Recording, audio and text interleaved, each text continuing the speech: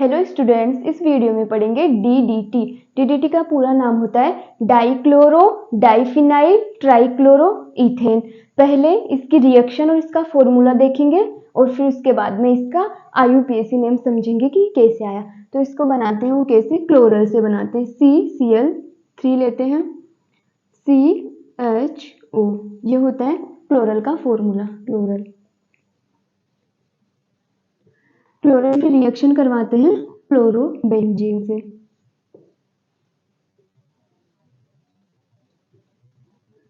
Chlorobenzene से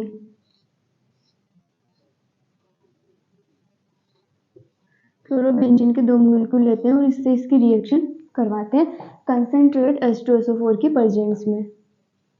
concentrate H2SO4 में तो यहाँ से क्या निकलेगा, ये दोनों हाइड्रोजन और ये ऑक्सीजन बाहर निकल जाएगा, मतलब एक H2 मॉलिक्यूल बाहर निकल जाएगा, इसमें से एक H2 बाहर निकल जाएगा और ये दोनों जुड़ जाएंगे। देखो कैसे होगा, CCl3, ये CH और इस कार्बन से जुड़ जाएंगे ये दोनों ग्रुप, तो ये बेंजीन वाला।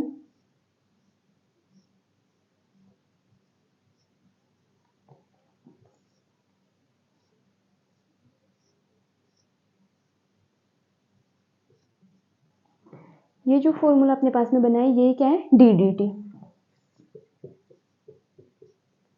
ये डीडीटी, अभी से ये डीडीटी का नेम कैसे हुआ पूरा देखो, पेरा डेश। ये वाली पोजीशन कौन सी है, पेरा, ये वाली ऑर्थो मेटा पेरा।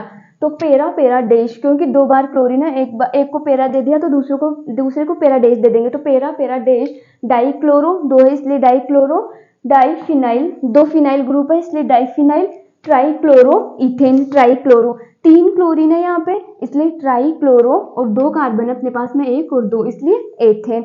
फिनाइल ग्रुप पता है ये वाला होता है, अगर बेंजीन होती है, बेंजीन से अगर अपन एक हाइड्रोजन हटा देंगे तो ये वाला ग्रुप होता है, इस वाले ग्रुप को क्या बोलते हैं, फिनाइल बोलते हैं।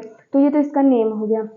अब इसका आईयूपीएसी नाम समझेंगे कि आईयूपीएसी नेम कैसा आता है। तो देखो पहले 1,1 इसको नाम देंगे, इसको देंगे 1 और इसको देंगे 2, इसको 1 और इसको 2। तो 1 पे कितना क्लोरीन है, 3 क्लोरीन है, तो 1,1 3 क्लोरीन।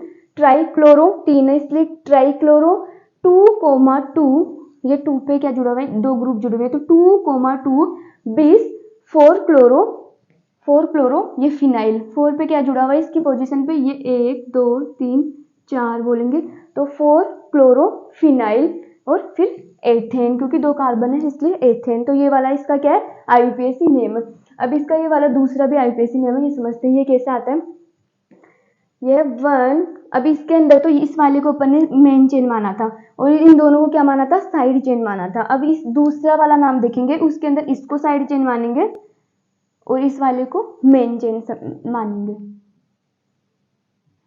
तो इसके अंदर इसका नाम देंगे, इसको 1 2 3 4 दे दिया तो इसको देंगे 1 डैश 2 डैश 3 डैश 4 डैश, और इसको देंगे 1 और 2।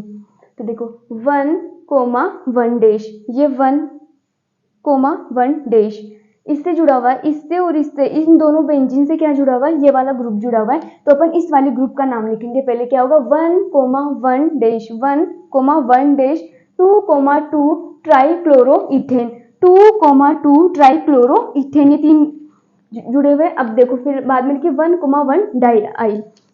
अब ये नॉर्मल इथेन होता तो इसको इतना ही लिख देते, लेकिन ये नॉर्मल इथेन नहीं है, इन दोनों से जुड़ा हुआ है, तो इसलिए लिखा 1,1 इसको दिखाने के लिए कि 1,1 डाइआइल, फिर लिखेंगे 20 4 क्लोरो बेंजीन, 20 4 क्लोरो, ये 2 ग्रुप जुड़े हुए हैं इसके लिए बेंजीन।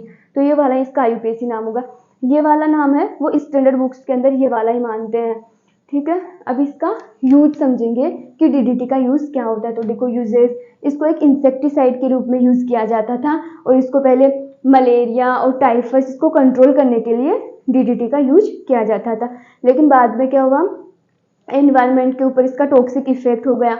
देखो DDT is not metabolised, have a high toxicity towards fish, ये मेटाबोलाइज नहीं होता, ये क्या होता है, अपना जो फैटी टिश्यू होते हैं उसके अंदर स्टोर हो जाता है, और ये मेटाबोलाइज नहीं होता। और ये जो फिश होती हैं उसके लिए क्या होते हैं, ये जहरीली होती है और पूरे एनवायरनमेंट के लिए भी अच्छा नहीं होता, इसलिए बाद में डीडीटी को बैन कर दिया गया। देखो, the use of DDT was banned in the United State in 1973।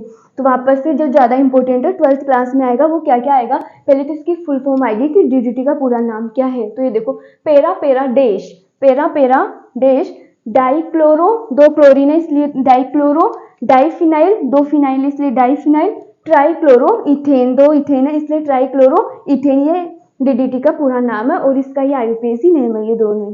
ठीक है।